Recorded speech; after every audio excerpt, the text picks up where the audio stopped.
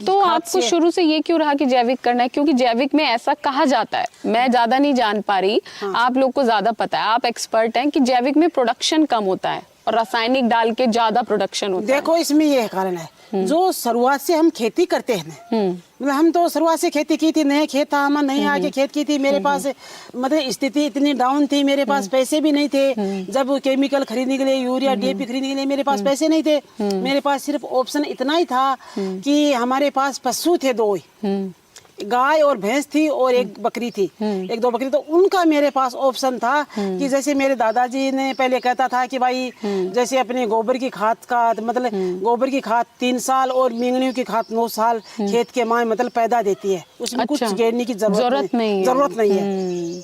तो वो मेरी साकी मेरे दादाजी से मेरी सुनी हुई शुरू से चली हुई है, शुरू से चली हुई। तो मैं उस बात को मेरे दिमाग में थी। तो मैं मेरे पति को कहा कि भाई मेरे दादाजी ऐसे कहते थे कि भाई जो गोबर की खाद होती है वो 3 साल तक खेत को देती है और मींगनी की खाद 9 साल तक चलती है। जैसे औरों की खेती है वो तो ऐसे थी, बड़ी हुई थी, पीली थी, जैसे बीमार की तरह लगती थी। जैसे कोई आदमी ऐसा होता है ना, ऐसे बीमार ऐसे लटक कर बैठ जाता, फुर्ती नहीं होती है अंदर, मतलब फुर्तीला आदमी अलग से है, उसकी चौचटी अलग दिखती है, एक ऐसे उदास रहता है। तो हमारी उसकी फसल देखने में ऐसी थी और मेरी फसल ऐसी थी, बिल्कुल हरी भरी और ऐसे उजास की तरह दिखती थी।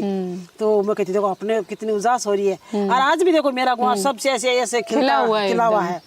तो मैं इस हिसाब से फिर वो जैविक खेती, और मेरे पास पैसे नहीं थे तो इस हिसाब से हमने जैविक खेती शुरू कर ली थी। अच्छा। और फिर हम जो लोगों को खाने के लिए देने लगी, सिखाती थी कि भाई ये देखो हमारी जैविक है, कैसा स्वाद है, टेस्ट करो आप। तो वो टेस्ट करते तो बड़ा अच्छा टेस्ट लगता है उनको। इस हिसाब से कि थोड़ा थोड़ा टेस्ट करा के और मेरा ऐसे मतलब उसका मनोबल बढ़ता गया कि काम भी अच्छा कर रही हूँ, फायदा भी अच्छा हो रहा है, लोग इनाम भी खूब मिल रहे हैं। सारे मेरी प्रशंसा करने लगे।